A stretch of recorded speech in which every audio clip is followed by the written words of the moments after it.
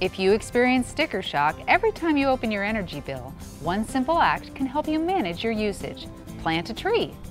Trees have environmental benefits, plus they help to conserve water and may help you cut your heating and cooling costs. Get your tree in the ground this fall to start reaping the rewards. In a city like Las Vegas, where sunshine is plentiful and rainfall is scarce, shade trees are a valuable addition to all landscapes.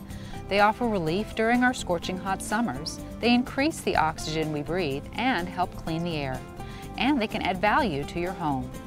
What's more, trees can help you manage your utility bills in hot and cold months. Enjoy these benefits when you pick the right tree and plant it in the right place. Trees are long-term investments, so it's wise to talk to an expert if you're unsure about which tree choice is right for your landscape. First, start with an assessment of your property and answer a few easy questions. Observe your yard and house throughout the day to determine when they are most exposed to the sun. Do you get morning sun or afternoon sun or both? Are there particular walls or windows that take the brunt of the heat? Is there a room in your house that's always warm no matter how low you set the thermostat? Now, think about the winter months as well.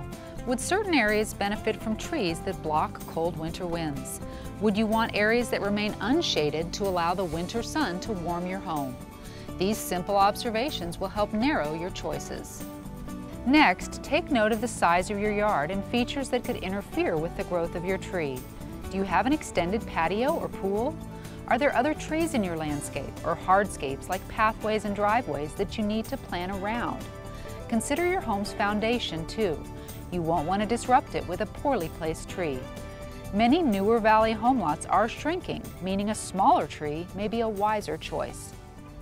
One of the most common mistakes people make when selecting a tree for their yard is the size of the tree and its position in the yard. Large trees need room to grow, both for their canopy, but also for their root system. And I often see, unfortunately, people planting large trees too close to block walls or the foundation of the home where they're likely to break it someday. Small trees like, well actually this is a shrub turned into a tree, a mock orange. It can grow right next to a wall without ever getting large enough to threaten that wall. But a larger tree like this beautiful Chinese pistache needs room to grow, and so it's much further away from the wall. When you plant a tree, younger is better. Younger trees start off quicker, they grow quicker, they're healthier, you pay less for the tree, less work involved in planting. After you thoroughly inspect your yard and space for a tree, plan for the irrigation. Sprinklers cannot adequately water a tree, so drip irrigation is essential. Drip emitters deliver water more slowly and deeply than sprinklers and encourage healthy tree roots. Drip is also more water efficient, helping you to save on your water bill. Mature trees can provide shade to grass and smaller plants, further reducing water needs. The biggest difference between desert trees and what I like to call the moderate water use trees is in how often you water them. Both types should be watered deep and they should be watered wide. In fact, the root system of a tree should extend out to the edge of the canopy and even beyond. Those roots provide structural support, hold the tree up in winds, as well as providing water and nutrients. One way to accomplish this is to use underplantings, perennials and succulents and small flowering shrubs. Plants share root space and water resources. If you don't use underplantings, you're still going to need to provide additional emitters based on the eventual size of the tree. And those emitters should radiate out in all four directions. Emitters should be spaced every 3, 4, 5 feet, and then the wetting patterns can overlap, the roots develop on through. The next step is the fun part, choosing a shade tree that will bring years of joy to your home and family.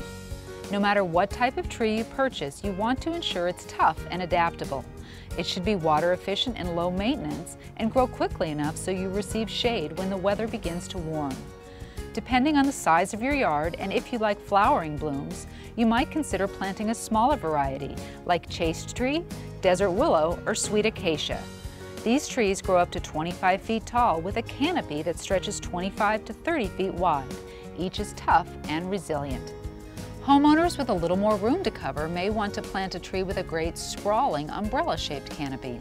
The fruitless olive, African sumac, and several varieties of Palo Verdes are very well-adapted, drought-tolerant choices and can develop a canopy 30 feet wide or more when fully grown. You'll also want to choose wisely between a deciduous or evergreen tree.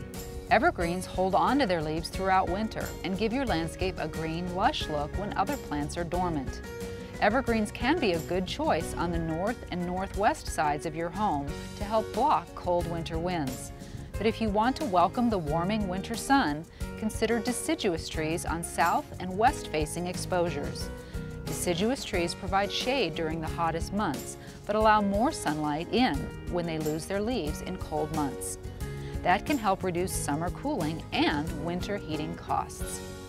Our urban and suburban communities, by their very nature, are heat islands. It's the asphalt and the concrete and our dark rooftops that absorb heat all day long, and then as the sun sets, that heat is released back into the air. In fact, our community is significantly hotter now, especially at night, because of that heat island effect. Trees can make a huge difference in mitigating the heat island effect, both for the community as a whole, but right in your own backyard. Especially on the west side of the house, planting of shade trees will reduce the amount of sun that's hitting the house, that's heating it up and causing you to run your air conditioner in the summer. And by shade tree, you really should consider the use of deciduous trees. They drop their leaves in the winter, letting the sun back through to warm the house when you want it. The last step to foster a strong and healthy tree is to plant it firmly in the ground. If you've chosen a desert tree for your landscape, you won't need to amend the soil. But in all cases, make sure you remove the transport stake after you get home from the nursery. The trunk of a healthy, well-developed tree should be strong enough to hold itself upright, and any additional stakes, if needed, should be placed far outward and allow the tree to move in the wind so it develops properly. Water deeply and infrequently, fertilize, and keep a close eye on your tree. Routinely check for pests, disease, and damage from wind. In addition to all that, consider the type of mulch that you're going to use. While desert trees and plants do fine in a rock mulch, moderate water use plants and trees and fruit trees will perform much better with the use of an organic mulch. In particular, wood chips. What wood chips do is they break down over time. When they do, they add nutrients directly to the soil, but they also increase soil fertility, the ability of the soil to hold air, water, and nutrients. And you actually end up with a rich black soil that's really good growing environment for these types of trees. The positive impact of trees reaches beyond the four corners of your yard. Globally, trees are essential for the environment. They improve air quality by absorbing odors and pollutant gases and provide life-sustaining oxygen. They also offer shelter and food to wildlife, just as they protect smaller plants by creating a gentler microclimate. They even protect our soil from erosion caused by desert winds and flooding. Trees provide so many benefits to our landscapes and our lives. There's the shade, of course, but there's also the beauty in their structure and the form and the foliage. Some trees have flower shows, and the desert trees especially have exceptional long-lasting flower shows. They bring in birds, hummingbirds and butterflies. There's fragrance. Some trees bring in the element of sound when a breeze passes through or the movement of the leaves and the fronds. And then there's the fruit trees, and fruit trees can do really well here. Pomegranate, that I'm standing by, is an exceptionally well-suited fruit tree for southern Nevada. Start your search for the ideal tree on snwa.com. Use the free Plant Search tool to view more than 100 desert-adapted trees and narrow down choices by water use, how quickly they grow, maintenance needs, and whether they're deciduous or evergreen. You're sure to find one that meets your landscape needs. It's hard to imagine a world without trees. You don't have to be a poet or a dreamer to appreciate that trees contribute to a more sustainable planet. And by planting one today, you'll ensure you stay energy and water smart beginning right at home. Reporting for Waterways, I'm Christine Vaughn.